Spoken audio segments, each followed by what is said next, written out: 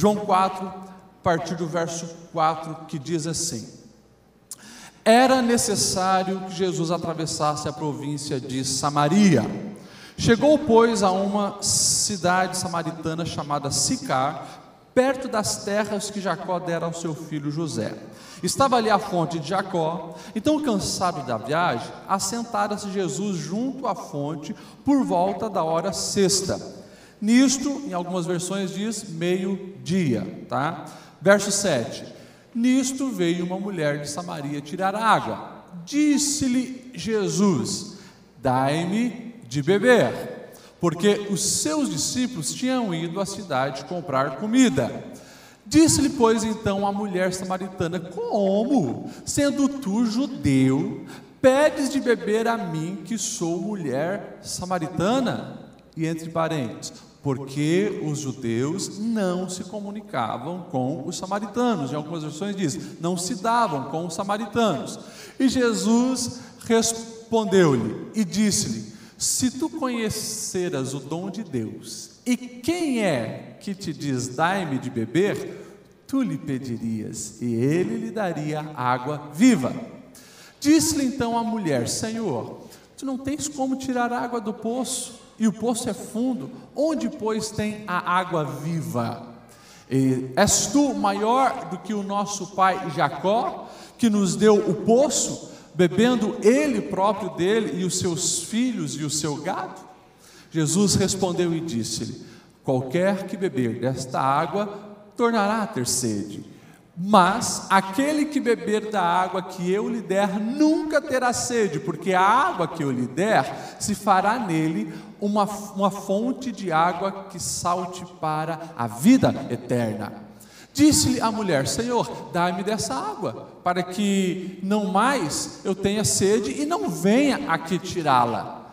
Disse-lhe Jesus: vai, chama o teu marido e vem. Pode passar. A mulher respondeu e disse: não tenho marido. Disse-lhe Jesus: disseste bem, com verdade, porque tiveste 5 maridos, e o que agora tens não é teu marido. Isto disseste com verdade. Verso 19, ela vai dizer assim: Senhor, eu vejo que és profeta. E agora muita atenção a partir do versículo 20. Os nossos pais adoravam neste monte, vós entretanto dizeis que em Jerusalém é o lugar onde deve se adorar. Disse-lhe Jesus: mulher, podes crer que a hora vem, quando nem neste monte, nem em Jerusalém adorareis ao Pai. Vós adorais o que não conheceis, nós adoramos o que conhecemos, porque a salvação vem dos judeus.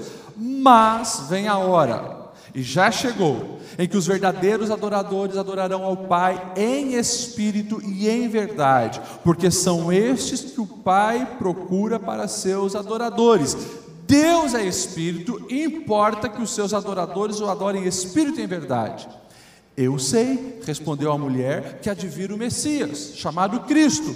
Quando ele vier, nos anunciará todas as coisas. Então disse Jesus: eu sou, eu que falo contigo.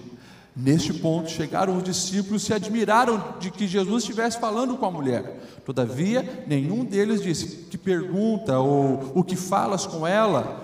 Quanto à mulher, deixou o seu cântaro, foi à cidade, aqueles homens, e disse: vinde comigo e vede um homem que me disse tudo quanto eu tenho feito. Será que este não é, porventura, o Cristo? E para finalizar o verso 30, saíram, pois, da cidade e foram ter com ele. Amém? Meus irmãos, tem um ditado popular, que eu vou iniciar eles e vocês terminam, que diz assim: batatinha quando nasce. De novo, batatinha quando nasce.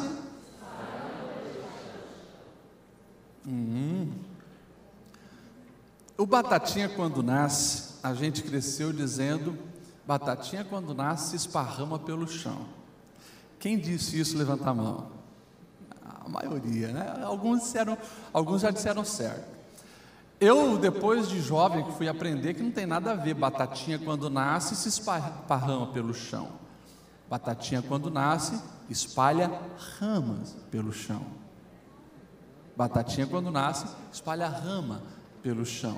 Ou seja, alguns a ficha caiu agora, faz parte.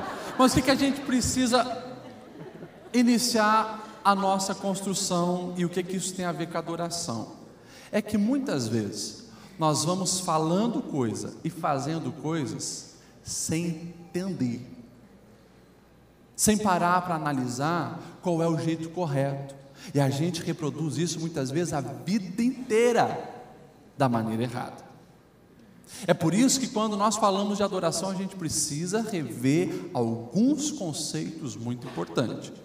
Diz uma história na Índia que tinha um guru, que ele tinha um gato, e sempre quando ele ia para o templo onde eles adoravam lá os deuses deles, esse gato ia junto, ia atrás dele e ficava atrapalhando, e ele ficava indignado com aquele gato. Então ele teve uma ideia: eu vou levar o gato, já que ele está indo, mas eu vou amarrar ele na porta, eu entro, faço lá as minhas preces, deixo o gato lá e na saída. E ele fez isso durante a vida toda dele, sempre chegava com o gato, amarrava o gato, ia lá, prestava o culto, ensinava as pessoas e depois pegava o gato e ia embora. O guru morreu, mas as pessoas olharam, quando iam chegar naquele templo, viam que o gato não estava na porta como sempre, então tiveram a ideia: nós precisamos trazer o gato, porque ele é muito importante para o templo. Então iam lá, pegavam e traziam o gato do guru. Um dia aquele gato morreu, eles arrumaram um outro gato, porque tinha que ter um gato na porta daquele templo, porque aquilo fazia parte. O tempo foi passando e o gato começou a receber oferenda, e as pessoas de repente passaram a literalmente adorar aquele gato que ficava amarrado na porta. Dizem que isso é uma história real. Eu nunca fui na Índia para verificar, mas essa história revela que um hábito simples, que não tinha nada a ver, moldou um comportamento religioso e, entre aspas, espiritual de toda uma comunidade. Junto com o ditado que nós repetimos e com essa história, nós precisamos fazer uma pergunta: a minha maneira de adorar está correta?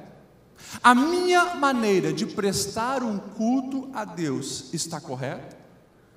Quando nós vamos para a palavra de Deus, esse é um texto clássico que fala sobre adoração. E para você entender a história que a gente leu bastante versículo, eu quero resumir aqui, tá?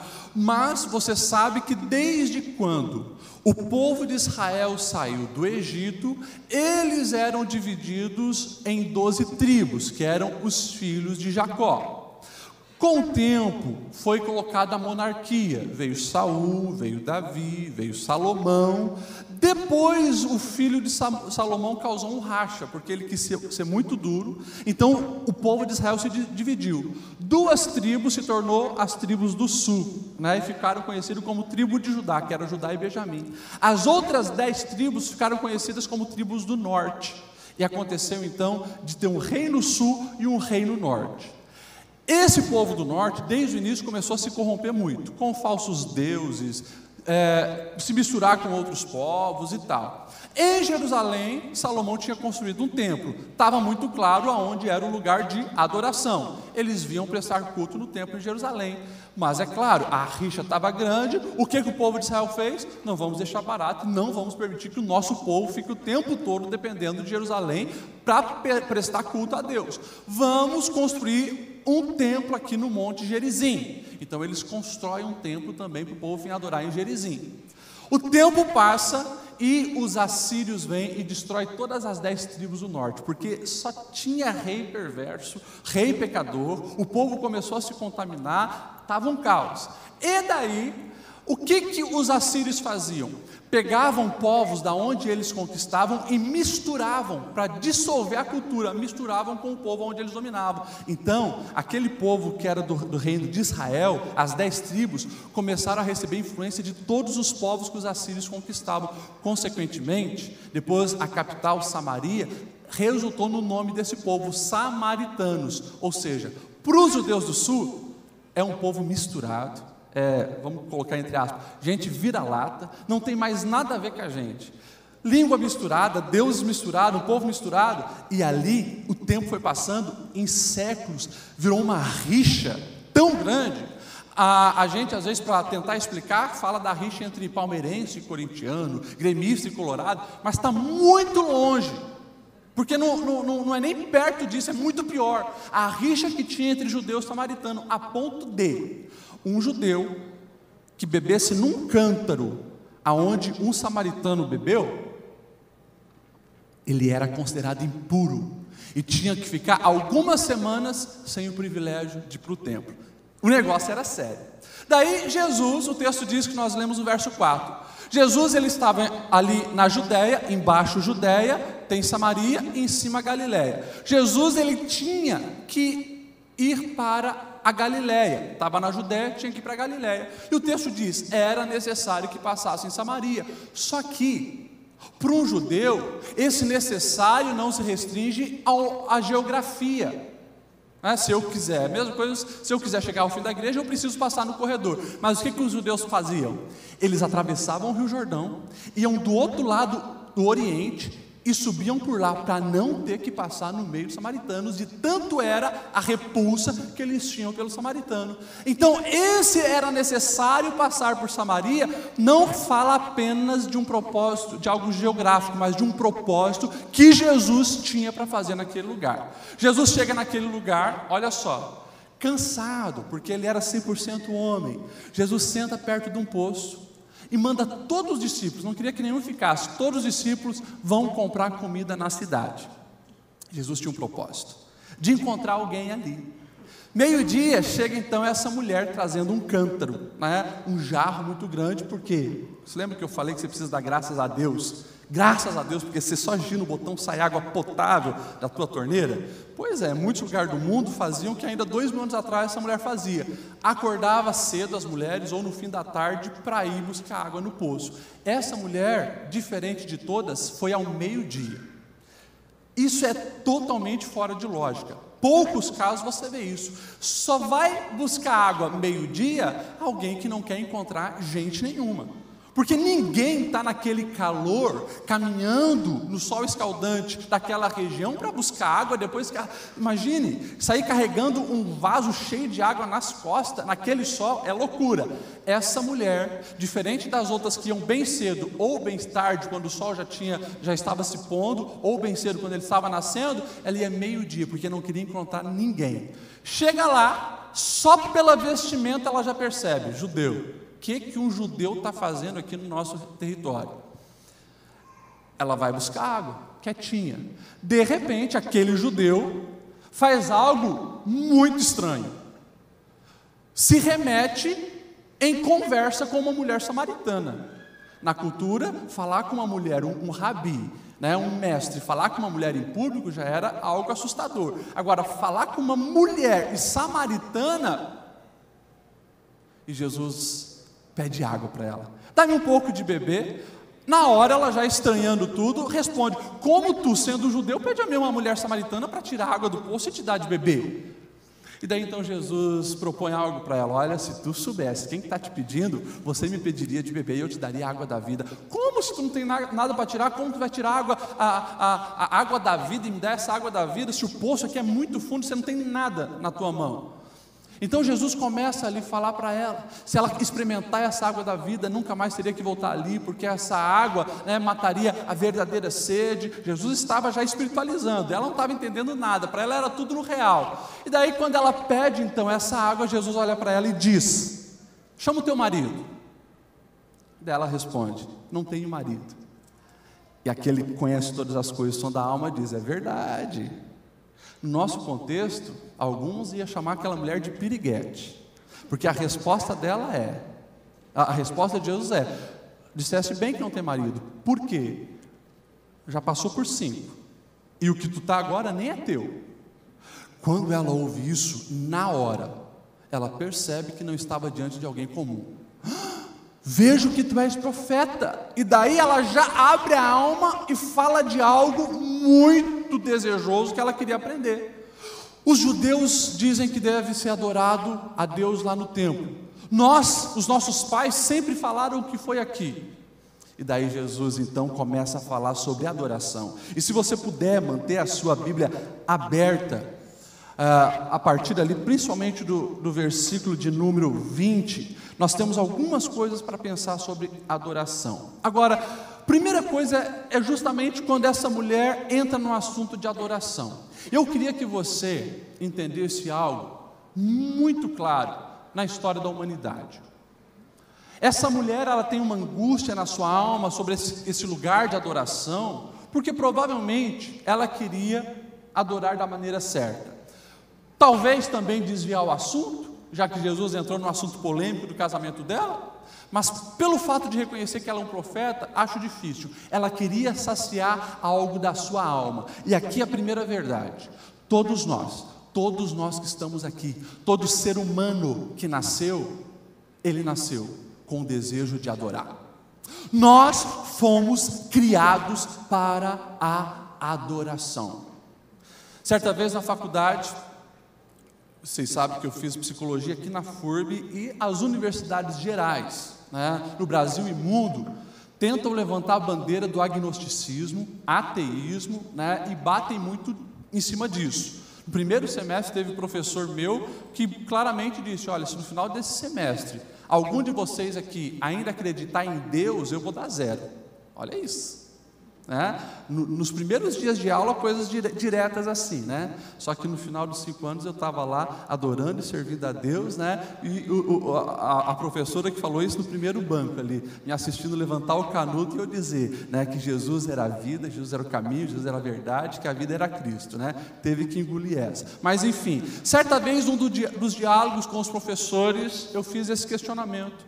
Falei: professor, você já parou para pensar que independente da região, independente do país, se é uma tribo que nunca teve contato com um homem branco, seja na África, seja na Ásia, seja os esquimós, seja qual grupo for, eles criaram alguma coisa para adorar? Por que isso?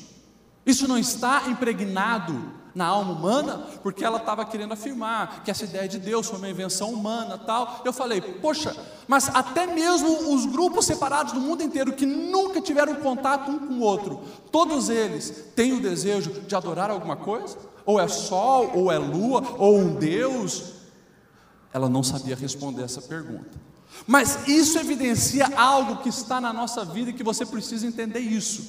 Muitas vezes os jovens entram numa crise existencial, não sabendo o propósito da vida, o propósito da existência. Eu já estou deixando bem claro aqui para você e para todos nós: antes de nós termos uma profissão, antes de nós constituirmos uma família, antes de nós sermos bem-sucedidos em qualquer área, todos nós fomos criados para adorar. E nós só vamos nos encontrar quando de fato exercermos isso na nossa vida, nos tornarmos adoradores.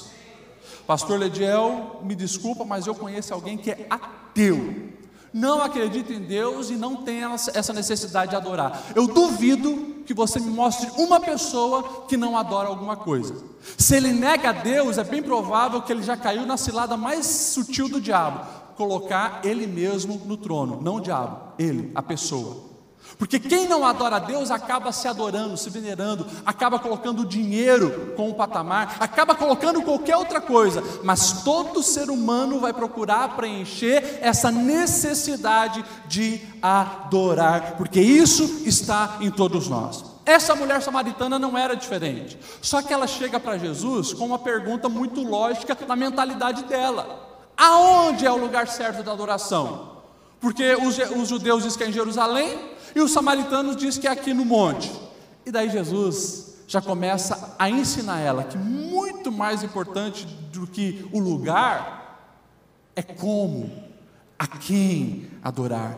É isso que agora importa. Então Jesus começa a deixar bem claro para ela, e o verso 23 e 24 diz assim: mas vem a hora, e já chegou, porque Jesus estava ali e já chegou, em que os verdadeiros adoradores, deixa eu pegar essa palavra, pode deixar ali na tela, em que os verdadeiros adoradores, como assim verdadeiros adoradores? O pastor Aguiar pregou isso na terça até, Está falando verdadeiros adoradores é porque tem falsos adoradores? Tem falsos adoradores. No mundo da aparência que nós vivemos, no mundo da artificialidade, você já viu como o mundo está ficando cada vez mais artificial? Você pega uma planta e você olha, de repente você percebe artificial, Você daria, olha, a tua convicção é que era verdade, mas não era. A mesma coisa acontece com o ser humano. Para tudo usa uma máscara, uma aparência, inclusive na adoração. E nós precisamos rever isso, porque nós estamos diante daquele que não se engana pela aparência, não se engana por uma vestimenta, não se engana por um sorriso, não se engana por um levantar de mão, em alguns casos, não se engana por um rodopio, por um bater na perna. O nosso Deus, Ele conhece a essência da alma, a veracidade do nosso coração, e é por isso que existem os verdadeiros adoradores. Então o texto diz: vem a hora, e já chegou, em que os verdadeiros adoradores adorarão ao Pai. De que maneira? Como? Então ele vai deixar bem claro: em espírito e em verdade. Aqui a primeira coisa que você precisa entender quando se fala em espírito, Jesus estava deixando bem claro: a partir de agora, porque a hora já chegou, não vai mais importar o lugar. E depois ele vai dizer: Deus, Ele é espírito. Ele não está limitado na Assembleia de Deus, na Batista, na igreja fulana de tal, não. Ele não está limitado numa casa, numa construção, muito menos numa arca, num objeto, numa estátua, numa imagem. Deus é espírito, e quem o adora precisa o adorar em espírito. Ou seja, Jesus está deixando bem claro: a partir do momento aonde Ele veio, a adoração precisa ser algo que procede da nossa alma. Aonde nós estivermos, nós podemos fazer ali um culto de adoração ao Senhor, porque Ele não está limitado. E, claro, quando Ele diz é espírito, não tem representação física. Algumas pessoas ficam bravas comigo e com outros pregadores evangélicos, quando nós literalmente falamos contra essa questão de adoração de imagens. Mas pastor, é a imagem de Maria, a mãe de Jesus. Sim, uma mulher fantástica, digna, inspiração para todos nós. Agora, a partir do momento que eu a adoro, eu literalmente estou pecando, porque eu estou tirando a adoração de só um que é digno, que é o Senhor Jesus, e estou transferindo para outras coisas. Não, mas Deus se manifestou nessa forma também. Então a gente vai colocar cuidado. Você pode estar caindo em pecado. Nós não fomos criados para adorar gesso, estátua, madeira, templo, pessoas, ídolos. Nós fomos criados para adorar um só, que é o Deus verdadeiro, que manifestou-se em Jesus Cristo, seu Filho. E isso precisa ser algo claro na nossa vida. Gente, o manual está aqui. E se você ler a história do povo de Israel, você vai ver que sempre foi tática infernal, querer excluir a adoração ao verdadeiro Deus. Se não consegue, confunda. Se não consegue tirar a adoração ao verdadeiro Deus, confunda para que eles adorem qualquer outra coisa, mas tire a adoração verdadeira do Deus verdadeiro. Cuidado com isso, atenção, para que você não caia na cilada. E o complemento é em espírito e em verdade. Totalidade do nosso ser, sem máscara, sem disfarce, mas de corpo, alma e espírito diante de Deus.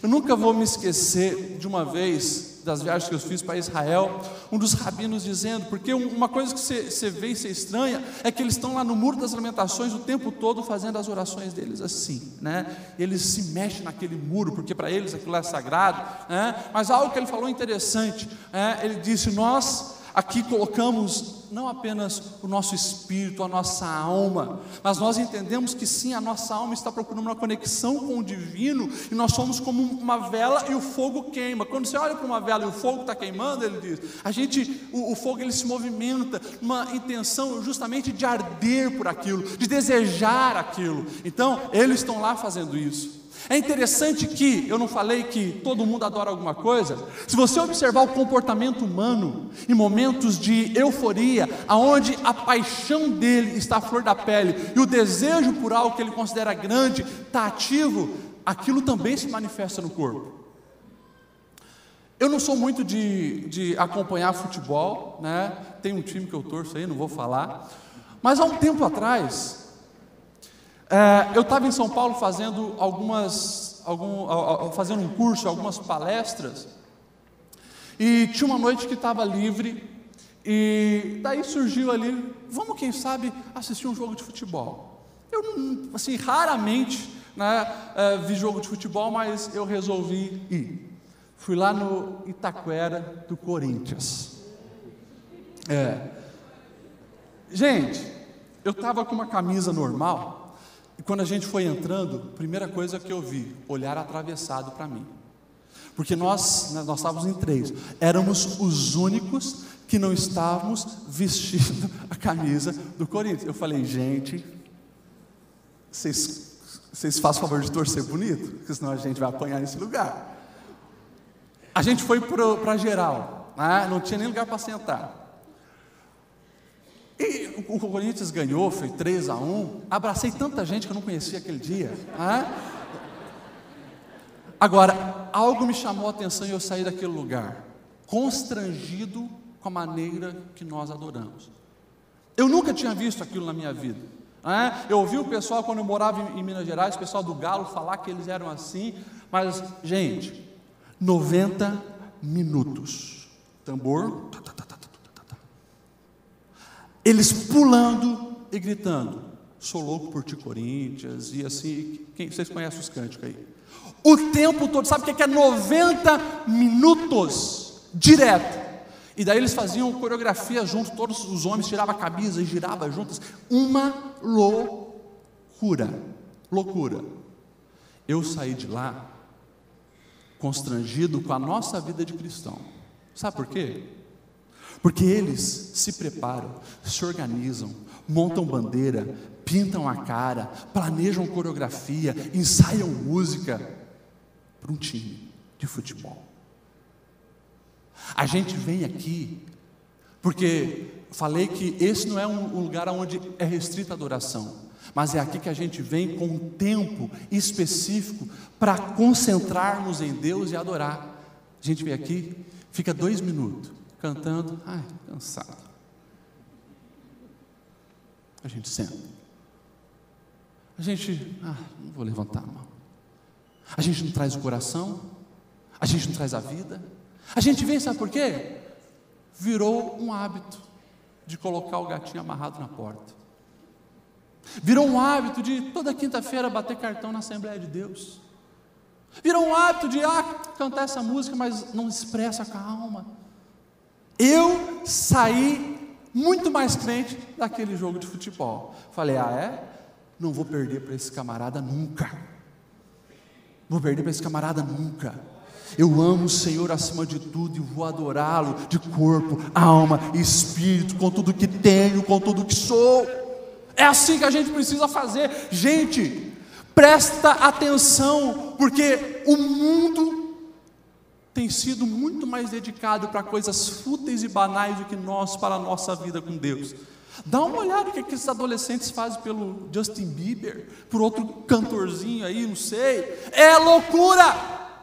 E nós que dizemos amar ao Senhor, viemos aqui, ficamos reparando na roupa do fulano, em como o outro chega com que carro. Nós ficamos aqui reparando, mas eu acho que desafinou nessa música, não colocou no data show, e o nosso coração não está preparado para adorar ao Senhor. Lembra de uma coisa, a palavra de Deus vai dizer que muitas vezes Nós procuramos algo em Deus e o Senhor se revela para aqueles que têm desejo por Ele. O profeta Jeremias vai dizer isso de uma maneira muito clara. Deus falando: olha, vocês me procurarão e me acharão quando buscarem de todo o vosso coração. Mas esse texto vai falar de algo que Deus procura, alguém que Deus procura, que são os adoradores.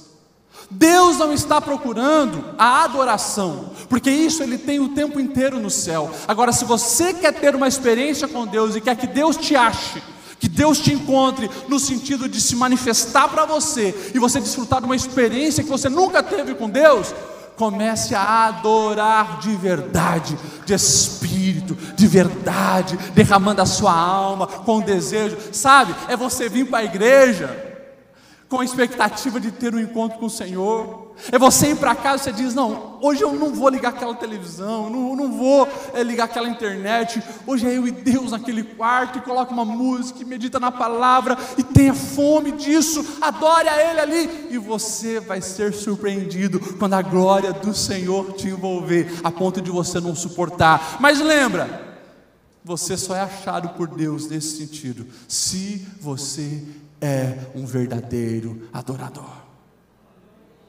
Eu tenho falado muito, e vocês sabem disso, desse tempo de aparência, onde nós usamos máscaras, na nossa vida em geral.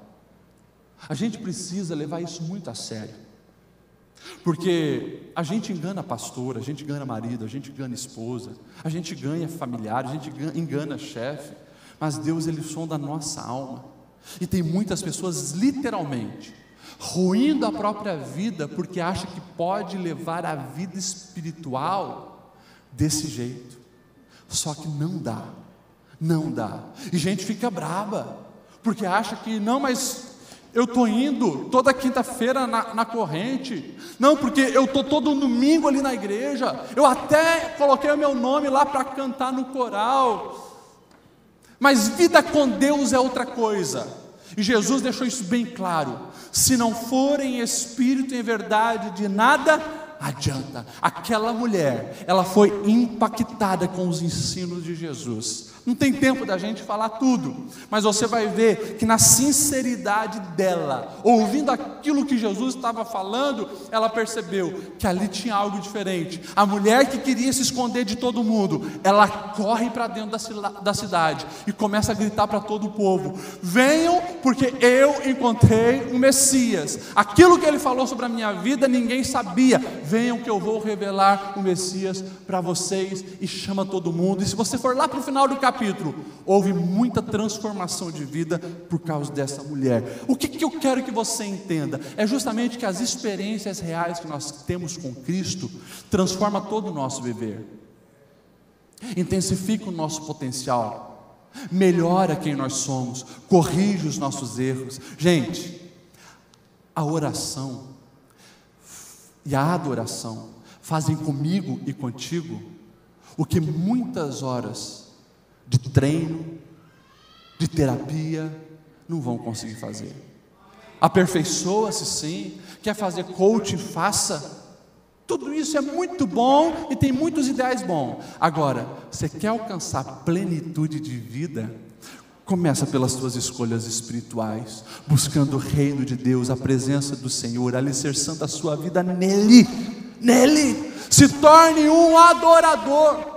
E que isso seja, sim, manifesto como estilo de vida, testemunhando a glória de Deus, mas também nos momentos onde você coloca na tua agenda: vou para a Assembleia de Deus, vou para a igreja, vou para a Batista, qualquer lugar que você for, ou vou para a minha casa, vou para o culto doméstico com a minha família, mas vai de coração. É 1 hora que você vai tirar, vai de coração. É 2 horas que vai tirar, vai de coração. Tira a atenção um pouco desse teu celular, concentra-se no Senhor, derrame a sua alma. Nós vivemos em tempos, até mesmo dentro da igreja, onde alguns confundem, e eu já vi pastores e pregadores até dizerem, né? O louvor, ele te prepara para a palavra, como se a palavra fosse mais importante do que o louvor. Meus irmãos, ambos são importantes. A palavra nos estrutura, mas se nós formos olhar biblicamente, A gente até vai ver que a palavra, ela deveria vir antes para quê? Para nos ensinar a adorar como Deus deve ser adorado. Então, por favor, o meu clamor para você, a partir de hoje, daí você pode estar dizendo: pastor Lediel, mas puxa, eu vim num culto da vitória, eu estou precisando de um milagre na minha casa, você vai me falar sobre adoração. Você que caminha com a gente há um tempo, você sabe que aqui você vai ouvir a verdade. Eu poderia estar soprando sobre você e dizer: receba a sua bênção com esse sopro. Mas eu estou aqui ensinando passo a passo e princípios que vão sim gerar bênção na sua vida. Deus quer fazer coisas grandiosas na sua vida, libertar familiares das drogas, curar a enfermidade. Deus quer restaurar tuas finanças, restaurar o teu casamento, abençoar a tua família, sim. Mas faça pelo caminho certo. Se torne um adorador, e as bênçãos do Senhor te seguirão.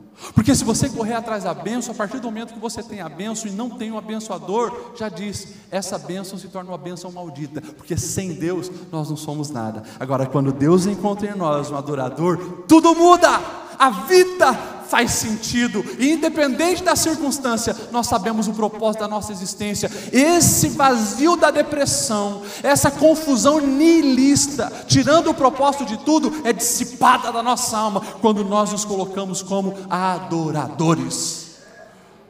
Paulo e Silas, costas dilaceradas em Filipe, por pregar a verdade, eram adoradores. À meia-noite, em vez de reclamar, de murmurar, de lamentar, começaram a adorar. E daí, um milagre veio. Um forte terremoto aconteceu e as algemas caíram e se tornaram livres. Nós vamos ler Abacuque nesse mês. Você vai ver que o profeta está vivendo numa situação caótica. O povo está sendo cercado e levado para o cativeiro, faltando comida, faltando as coisas básicas para a sobrevivência. E ele questiona Deus: Deus, o que está acontecendo? Porque isso, eu não acredito que vai ser assim. Mas no final, ele toma essa posição de adorador. Ainda que a figueira não floresça, ainda que não tenha gado no curral, ainda que o fruto da oliveira minta, eu me alegrarei no Deus da minha salvação, a Ele celebrarei. Sabe por quê? Se encontrou, sabe quem é, identificou o propósito da existência. Ei, se torne um adorador, e nada e ninguém vai te parar. Podem tentar te caluniar, te humilhar, te trapacear, podem jogar pedra, podem fazer o que for. Adorador atrai o favor e a presença de Deus. É onde Deus está, você pode ter certeza, ali você já é mais do que vencedor. Se coloque em pé, nós vamos finalizar a nossa palavra. Tinha tanta coisa para falar sobre adoração, mas eu peço que você venha nos cultos de terça, culto de domingo. Nós vamos estar falando desse tema. Você precisa alimentar a sua alma dessas verdades e escolher ter essas convicções. Vamos orar? Dá a mão para quem está do seu lado. Quero chamar o Samuel. Vem cá, pastor Samuel, faça essa oração. A partir de hoje, escute isso, a partir de hoje, eu quero te desafiar a mudar rotinas da sua vida. Muda. Quer ter experiências diferentes com Deus? Começa a ter comportamentos diferentes na presença de Deus. Chegou nessa igreja, desliga o teu celular. Chegou nessa igreja, em vez de ficar conversando, dobra um pouco o teu joelho e diz: Senhor, eu preciso de Ti nessa noite, fala comigo. Ei, chegou aqui, em vez de ficar distraído com tantas coisas, começa a falar com Deus. E na hora das canções, não cante por cantar, medite nas letras. Na hora da oração, rasga o coração diante de Deus. Comece a fazer isso em casa. Em vez de começar já o dia escutando CBN, 300 morreram aqui, tráfico de drogas ali, acidente na BR aqui, coloca louvor e vai para o teu trabalho adorando o nome do Senhor. Chegou em casa, né? Poxa, pastor Ricardo, que testemunho, né? Que testemunho lindo. Pô, os filhos fazendo birra e tal. Vamos se conectar com os céus. Gente, é fantástico o agir do Senhor quando nós nos tornamos adoradores. Feche os seus olhos e vamos orar. Levante a mão do seu irmão mais alto que você puder, feche os seus olhos. Na galeria, não fique sozinho, pegue na mão de alguém, saia do seu lugar, se preciso for, e vamos orar agora. Feche os seus olhos, levante a sua voz em oração agora. Eu gostaria de ouvir a sua voz, orando ao Senhor e dizendo: Senhor, me ajuda a viver esta palavra. Orando e dizendo: Senhor, eu quero ser um verdadeiro adorador. Orando e dizendo: Senhor, eu quero viver as verdadeiras experiências na Tua presença. Orando ao Senhor dizendo: Senhor, eu não quero ter apenas percepções, apenas tatear o Senhor, eu quero viver a Tua palavra, eu quero ter uma verdadeira adoração. Se você não tem palavras, levante a sua voz dizendo: Senhor, eis-me aqui. Olha ao Senhor dizendo: Senhor, olha para mim, eu estou aqui, revela-te a mim, derrama do Teu Santo Espírito. Levante a tua voz em oração, levante a tua voz em oração, levante a tua voz em oração. Pai querido, Rei da eternidade, nós oramos agora, Senhor, depois desta palavra poderosa aos nossos corações, nós continuamos em Tua presença pedindo a Ti, porque o nosso desejo é sermos verdadeiros adoradores. Não queremos apenas tatear experiências contigo, mas queremos viver uma vida de adoração, viver a Tua vontade, viver o Teu querer.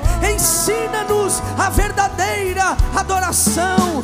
Grava em nós esta palavra, grava em nós esta mensagem, e que possamos entender, assim como aquela mulher entendeu, que o Senhor é o único que deve ser adorado. O Senhor é o Cristo prometido, aquele que haveria de vir, que morreu por nós naquela cruz, perdoa os nossos pecados e faz de nós de criaturas, filhos amados do Pai.